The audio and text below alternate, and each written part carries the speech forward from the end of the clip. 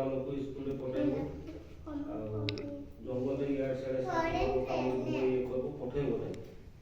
ମାନେ ବର୍ତ୍ତମାନ ପରିସ୍ଥିତି ହିସାବରେ ଦେଖିବାକୁ ଗଲେ ଭଲ ନାହିଁ। ଠିକ୍ ଅଛି, ସେଥିପାଇଁ ଗୋଟେ ମିଟିଂ ରଖିଲେ ସରକାର।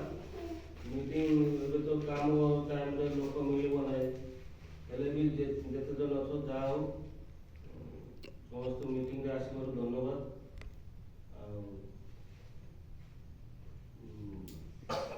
ଯେଉଁଟା ହଉ ମୋଟାମୋଟି ପିଲାମାନଙ୍କୁ ଜଙ୍ଗଲରେ ତାପରେ ନଦୀରେ ବେଶୀ ପାଣି ଥିବା ଜାଗାରେ ପଠାଇବ ନାହିଁ, କାହିଁକିନା ସେପଟର ଲୋକମାନେ ସେମିତି ଭାସି ଯାଉଛି ମରିଯାଉଛି, ବୁଝିଲେ କି ନାହିଁ। ଆମର ଏପଟର ପିଲାମାନେ ଯାହା ପହଁରି ପାରୁଛି, ସେପଟେ ଲୋକ ପହଁରି ପାରୁନାହିଁ, ପାଣିରେ ପଡ଼ିଲା ମାନେ ସେ ଖେଳା ପଡ଼ି ଯାଉଛି, ବୁଝିଲେ କି ନାହିଁ। ଏପଟ ଭୁବନେଶ୍ୱର ପୁରୀ ଦେଖୁ ନ୍ୟୁଜ୍ ଦେଖି ସବୁ ଜାଣିପାରୁଛନ୍ତି, ଗାଧୋଇବା ପାଇଁ ଯାଇକି ମରିଯାଉଛି, ଭାସି ଯାଉଛି ମରିଯାଉଛି, ପହଁରି ବି ପାରୁନାହିଁ ସେମାନେ। ଆମର ପିଲାମାନେ ଛୋଟ ଛୋଟ ପିଲାମାନେ ଯାହା ପହଁରି ପାରୁଛନ୍ତି, ଯାହା ପାଣିରେ ପଡ଼ିଲେ ବି କେମିତି